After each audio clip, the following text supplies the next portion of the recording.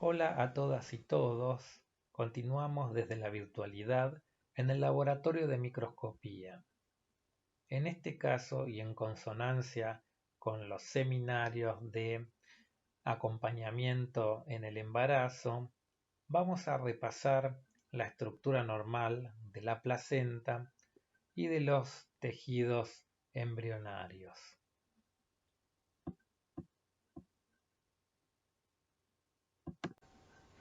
Comenzamos repasando la anatomía de la placenta. La placenta en general se implanta en lo que es el fondo uterino. Recuerden de la clase anterior, cuando estudiamos y repasamos la anatomía del útero, vimos que el fondo es la porción superior del mismo. En dicho fondo, ya sea en la cara anterior, posterior o en las laterales, es donde se implanta normalmente la placenta. La foto que están viendo es una placenta de término. La placenta de término suele medir alrededor de unos 15 a 25 centímetros de diámetro, suele pesar entre 500 y 600 gramos. La inserción del cordón umbilical suele ser central, como en esta diapositiva, aunque también uno puede observar otros tipos de inserción, por ejemplo la paracentral cuando es inmediatamente cercano al centro, la marginal cuando es en los bordes de la placenta y la que se denomina velamentosa, que es la inserción del cordón umbilical en las membranas ovulares. Fíjense cómo se dejan traslucir las estructuras vasculares mirándolas desde la cara fetal. Observen la coloración rosada de las membranas. Y otra de las cosas que debemos recordar es que el grosor de la placenta es en el centro aproximadamente de unos 3 centímetros para ir adelgazándose en la periferia o en los márgenes, midiendo alrededor de 1,5 centímetros o 2 en estos márgenes. La consistencia de la placenta en general es una consistencia esponjosa y la coloración es rojiza. Observamos en esta foto la cara materna, es decir, la cara donde se implanta la placenta en la cavidad uterina. Obsérvese los surcos que subdividen la cara materna en los llamados cotiledones. Miren también las membranas, nuevamente la coloración rosada y el cordón en su costado derecho. En un mayor aumento observamos cómo son translúcidas la membrana. Obsérvese que se deja ver el color blanco del fondo y esto es muy importante de reconocer, ya que por ejemplo en algunos procesos infecciosos como es la llamada corioamnionitis, la corioamnionitis es la inflamación aguda de las membranas ovulares, la coloración se vuelve verdosa y las membranas se observan opacas. Fíjense con este aumento los surcos que dividen los cotiledones y también se puede observar en la cara materna algunas áreas más blanquecinas o blanquecinas amarillentas que son áreas de infartos, los cuales no son tan infrecuentes. En esta foto observamos un corte transversal del cordón umbilical. El cordón umbilical tiene dos arterias y una vena, al revés de lo que ocurre con el sistema circulatorio, que en general es al revés, ¿no? Siempre observamos que una arteria es acompañada por dos venas.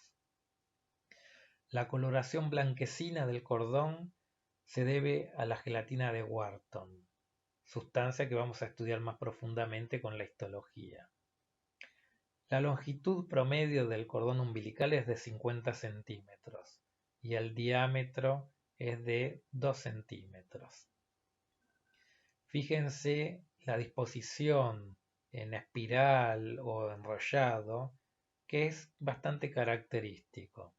Hay que tener en cuenta que una exageración de este enrollamiento puede traer consecuencias sobre el feto. También hay que recordar que una longitud mayor a los 50 centímetros puede producir algunas alteraciones como lo que se denomina circular del cordón, que es cuando el cordón se enrolla en el cuello del feto, o también la formación de nudos reales. Justamente estos nudos reales pueden ser confundidos por los falsos nudos, que son protrusiones que se observan por abollonamiento en la estructura normal del cordón umbilical.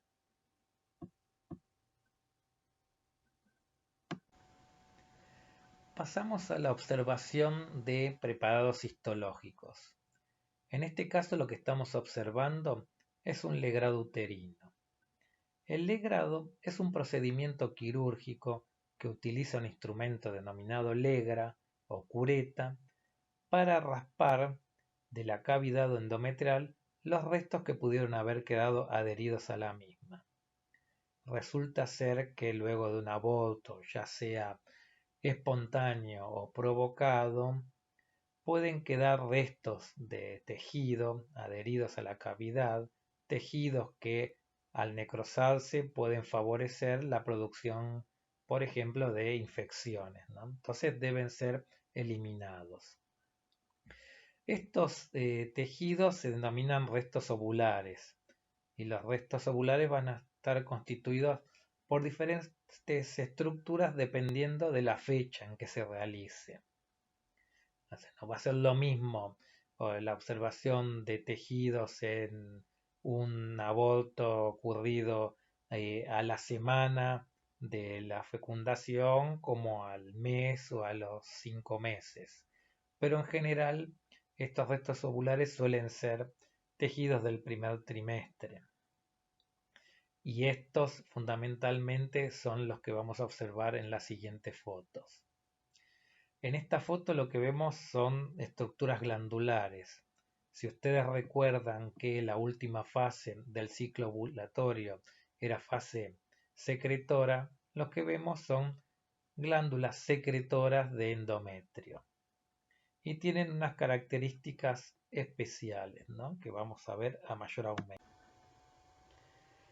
Observen que las células que componen esa estructura glandular son células cilíndricas, hay una especie de pseudoestratificación, tienen un citoplasma claro porque eso se debe a la secreción, es un epitelio secretor, o sea, recuerden nuevamente lo que dijimos anteriormente, la fase final del ciclo menstrual, pero se observan que los núcleos en general pueden tener diversos tamaños, pueden ser grandes, hipercromáticos y a veces causan confusión al que esté observándolo con algunas patologías malignas como son las denominadas carcinomas de células claras, porque justamente tienen el núcleo más grande, esto se debe a una mayor actividad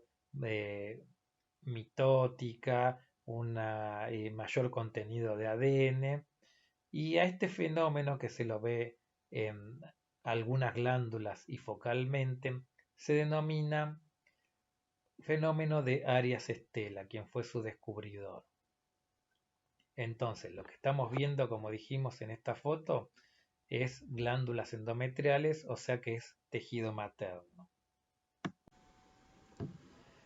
Entonces en la foto anterior dijimos que observábamos tejido materno, veíamos glándulas endometriales. En esta foto lo que observamos es tejido fetal. El tejido fetal está compuesto por trofoblasto. El trofoblasto es una estructura constituida por un conjunto de células que forman la capa externa que rodea un blastocisto en etapas tempranas del desarrollo embrionario de los mamíferos. Luego tenemos lo que se denominan vellosidades coriales y vemos también unas saliencias de estas vellosidades coriales. Vamos a describir en las siguientes fotos a mayor aumento. Fíjense, las vellosidades coriales están conformadas por un centro de mesénquima inmaduro con estructuras vasculares y están rodeadas por dos tipos de células. La más interna es el citotrofoblasto y la más externa es el sincicio, y es la que está señalizada porque en general es la que más predomina y mejor se ve. Sincicio en general quiere decir unión de varias células, ¿no? Un sincicio son varias células juntas, mientras que el citotrofoblasto, las células se pueden individualizar perfectamente. Fíjense el aspecto inmaduro de las vellosidades, como si fuera un mesénquima edematoso, paucicelular, al contrario de lo que van a ir viendo a medida que van madurando estas vellosidades. Estamos viendo tejido de restos ovulares de un primer trimestre. Como dijimos anteriormente, también está constituido por trofoblasto. Ya describimos lo que es el trofoblasto. En este caso es difícil hacer una diferenciación entre citotrofoblasto y sinciciotrofoblasto, ya que está mezclado.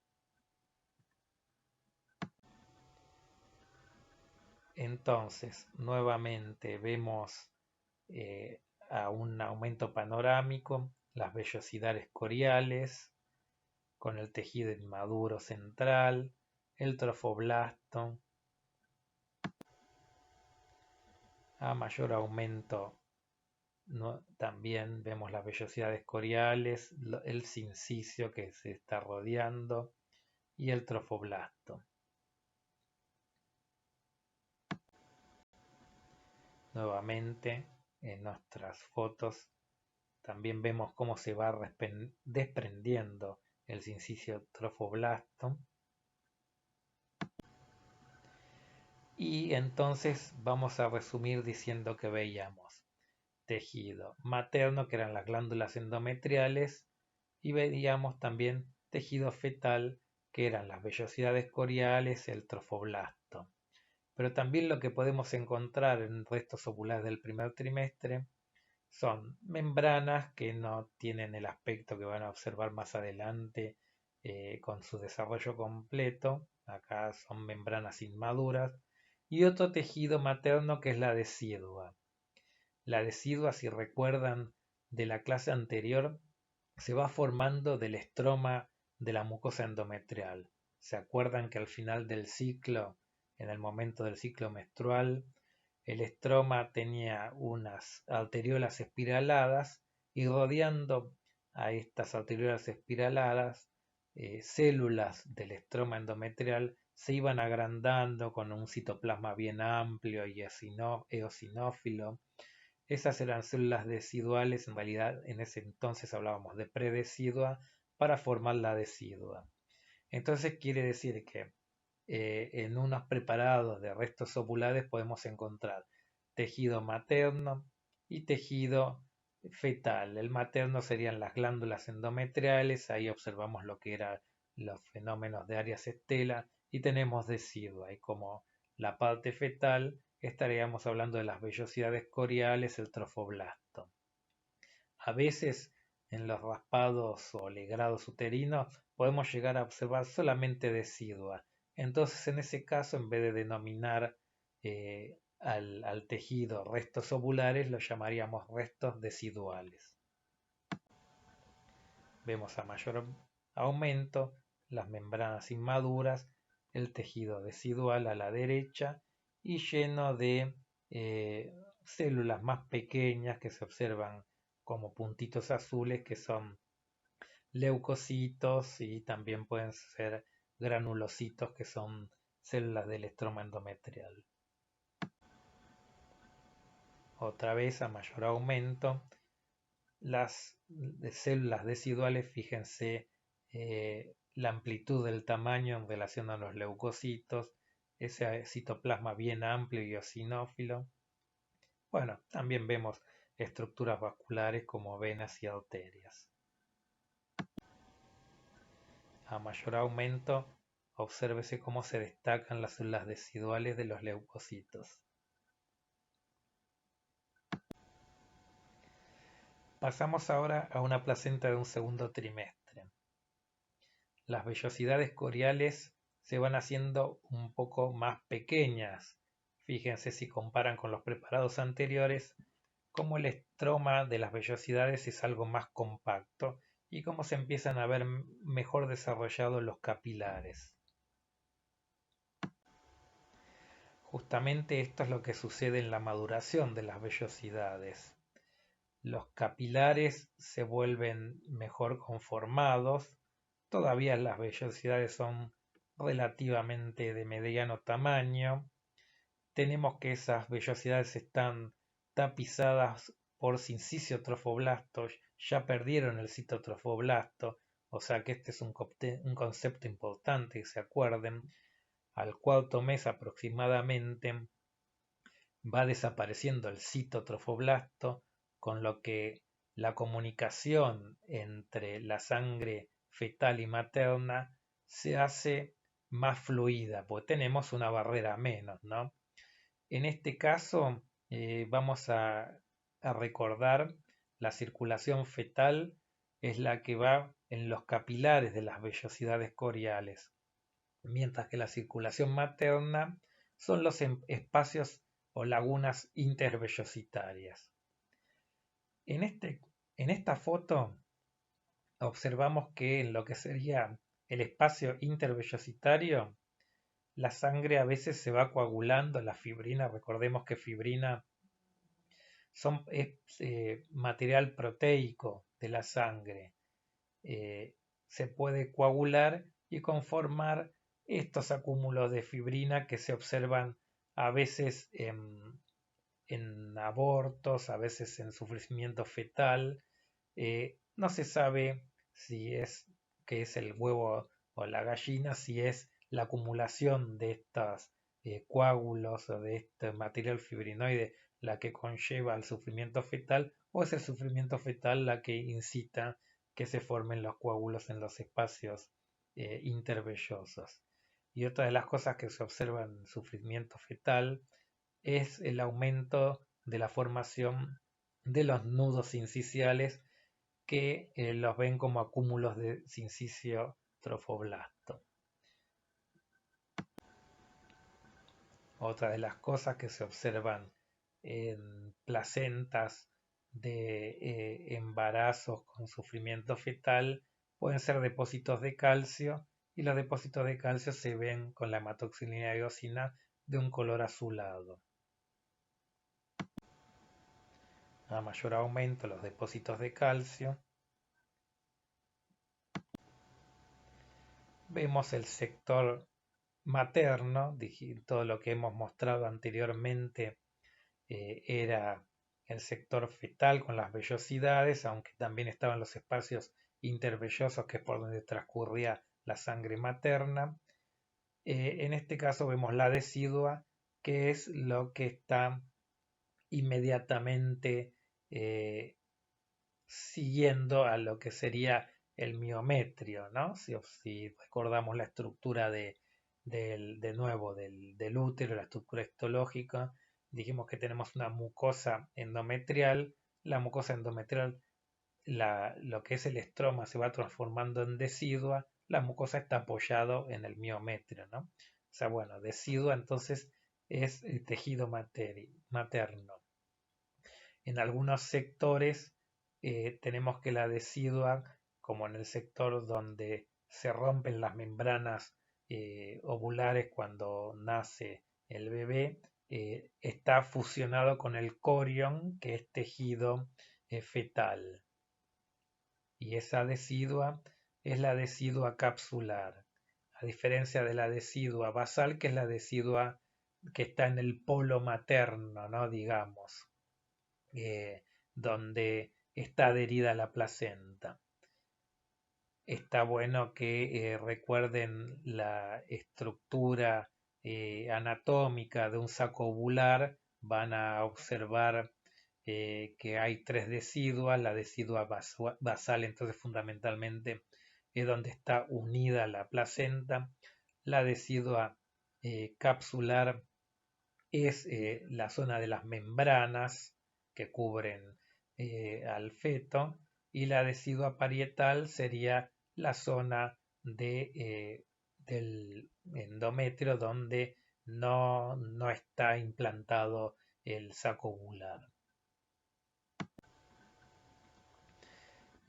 Pasamos ahora a una placenta del tercer trimestre y ahí ya observamos a las membranas ovulares bien conformadas.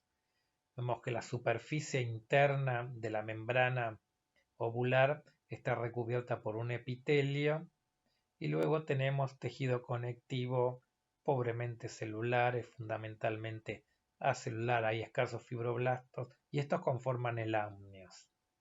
Por debajo tenemos el corion y luego es lo que vendría a ser la capa externa de las membranas ovulares.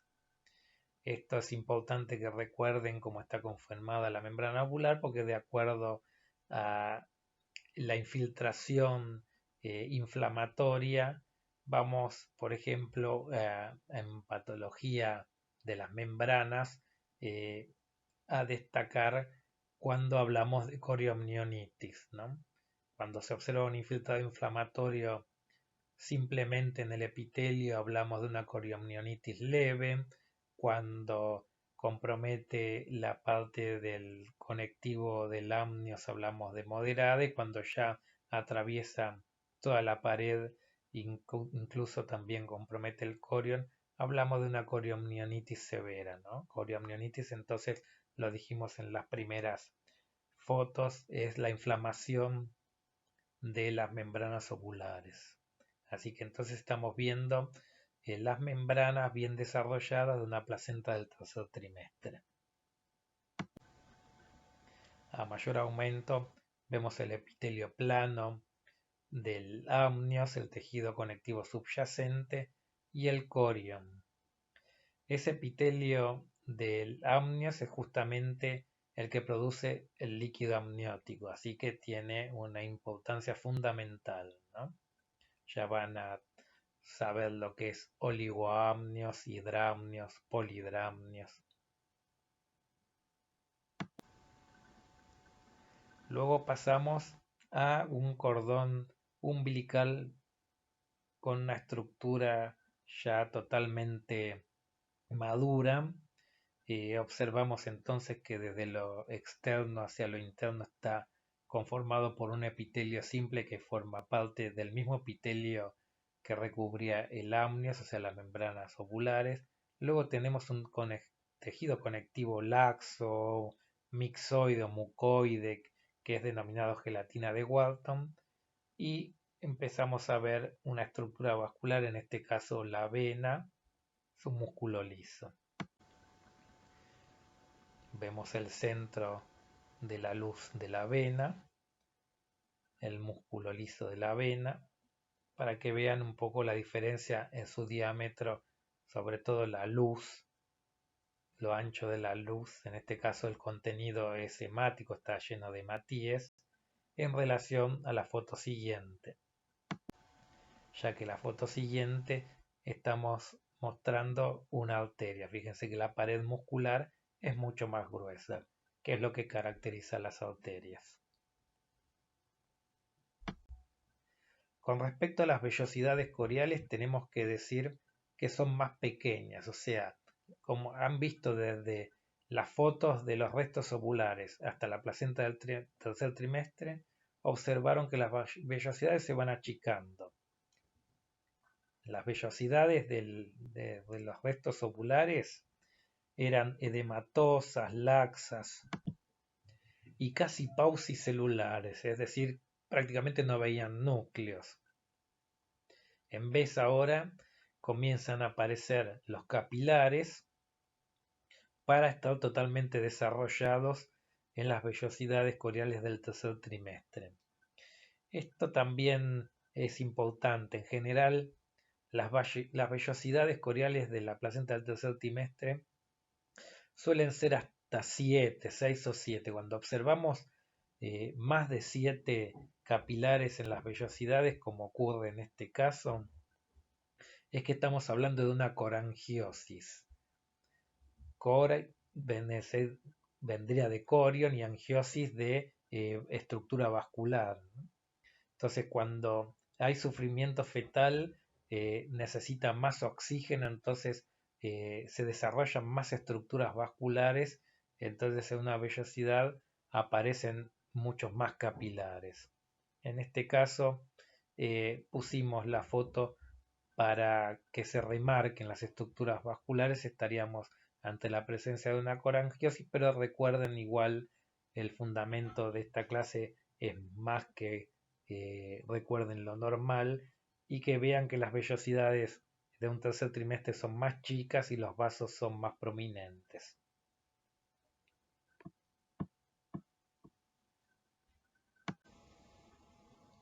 Fíjense a mayor tamaño, mayor aumento, los capilares bien congestivos, las células endoteliales son las que cubren los capilares.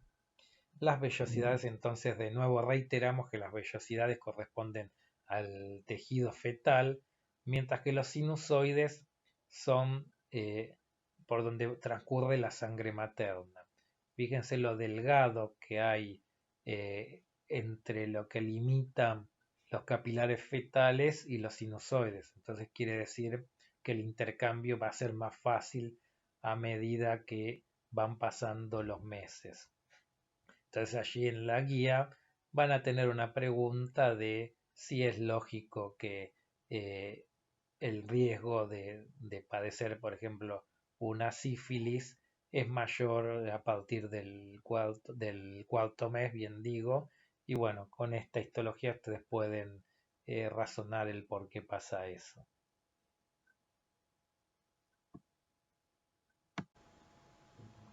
Como dijimos en las fotos de la placenta del segundo trimestre, también puede ocurrir entonces cambios por sufrimiento fetal y entre algunos cambios que se observan en la placenta son los depósitos de fibrina en los espacios intervellosos y la formación de lo que se denomina nudo sincicial, que es todo ese aglomeramiento de sincicio trofoblasto que protruye de las vellosidades.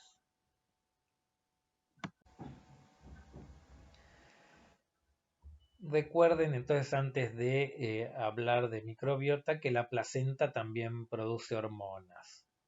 Produce gonadotrofina coriónica, produce lactógeno placentario y produce estrógenos y progesterona. Les recuerdo que le echen un vistazo a la fisiología de estas hormonas para poder responder las preguntas de la guía.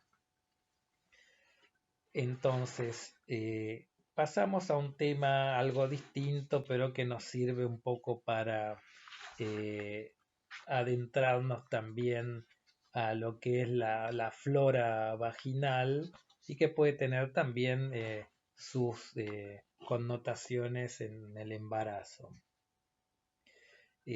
Microbiota es un tema que ustedes ya lo han desarrollado en otras asignaturas, pero lo recordamos por lo que dijimos anteriormente, porque los cambios en la microbiota pueden alterar, en el caso de la mujer embarazada, el desarrollo del embarazo.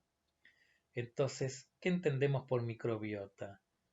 La microbiota normal, flora microbiana normal o microbioma es el conjunto de microorganismos que se localizan de manera normal en distintos sitios del cuerpo de los seres vivos, pluricelulares, tales como el cuerpo humano. La microbiota puede ser definida como los microorganismos que son frecuentemente encontrados en varias partes del cuerpo en individuos sanos. Y esta microbiota normal está en relación simbiótica comensal con el hospedador, ya que también se obtienen ventajas de ellos tanto como ellos la obtienen del individuo. Así que nosotros, por ejemplo, la microbiota normal de la vagina, hemos hablado de, por ejemplo, los lactobacilos. Dijimos en la clase anterior que la mucosa, que está fundamentalmente revestida por epitelio escamoso, tiene glucógeno y ese glucógeno le va a servir para el desarrollo a los lactobacilos que justamente acidifican el ambiente, el microambiente vaginal para evitar que crezcan bacterias patógenas, ¿no?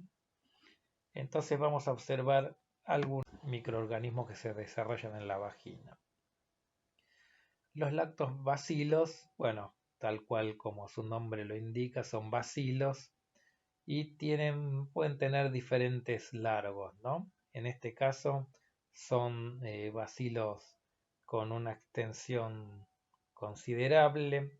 Las células que ven ustedes hacia la derecha de color rosado o rosado azulado son las células pavimentosas, células escamosas de la vagina, y todas esas especies de filamentos son los bacilos. Cada uno es una bacteria que confluyen en colonias.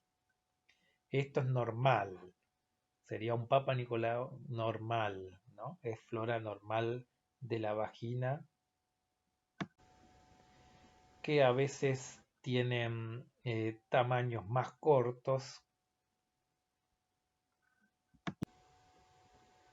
a veces se pueden ver a través también del citoplasma de las células. En realidad estarían apoyados por encima o por debajo de la célula, no es que estén adentro del citoplasma. Hay algunas variantes de lactobacilos que se llaman Leptotrix, que también pasarían a estar formando parte de la flora normal. Son bacilos muy largos que forman hasta imágenes de nudos, ¿no? Son tan largos que se enrollan sobre sí mismos. Serían variantes de lactobacilos. La vuelvo a repetir, se denominan Leptotrix.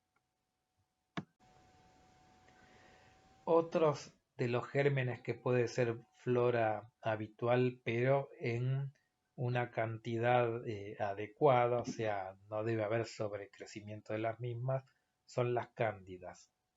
Recuerden que las cándidas son microorganismos micóticos, o sea, son hongos, y que muchas veces ya hemos comentado que la utilización, por ejemplo, de antibióticos, antiinfecciones del aparato genital, puede llevar a la muerte de las bacterias, lo que produce un sobrecrecimiento de las cándidas, y esto ya pasa a ser patológico, ¿no?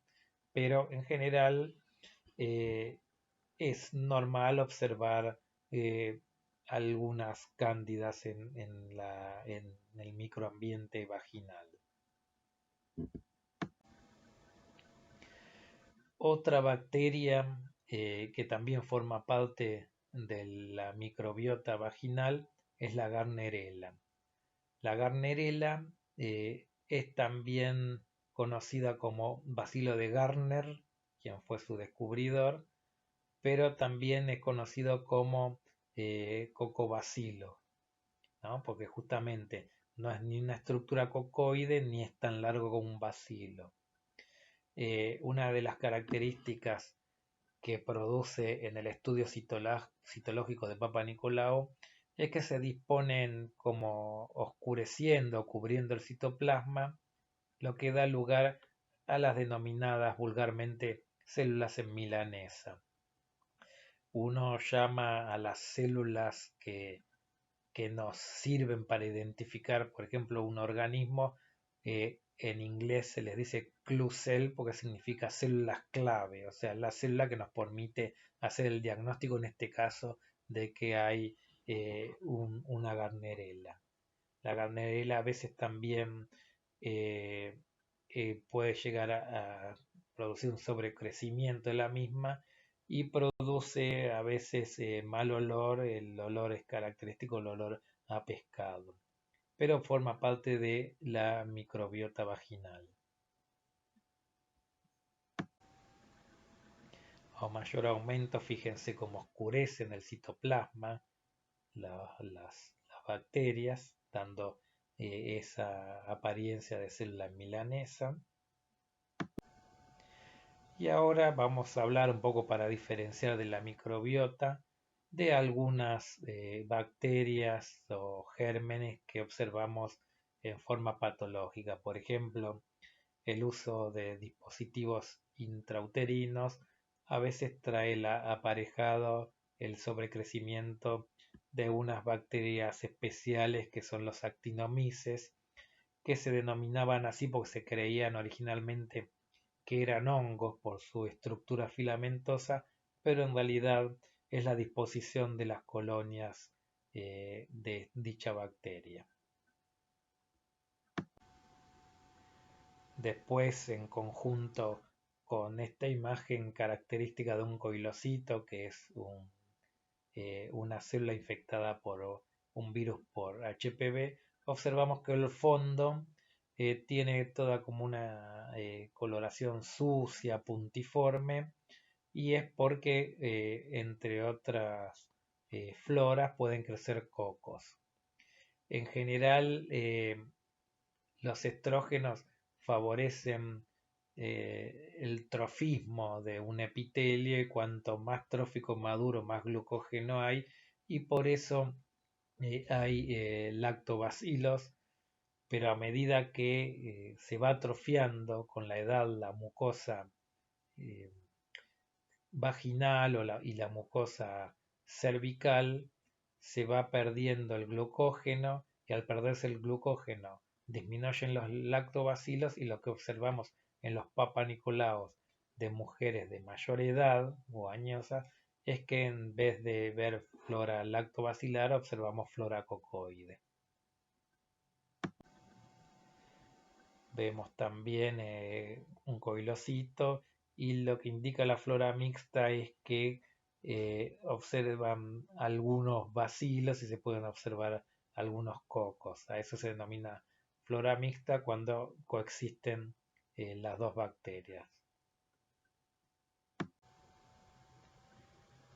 En otro aumento observamos los coilocitos, que es porque en este caso coincide la afectación por HPV, pero lo que queremos mostrarles es la presencia de cocos y bacilos en flora vaginal. Y por último, un germen patógeno que observamos son las tricomonas, pero en este caso no hablamos ni de bacterias ni de hongos. Recordamos que las tricomonas son parásitos. Ustedes en la guía van a tener algunas preguntas que les damos como tarea para que cuando tengamos las clases las resolvamos juntos.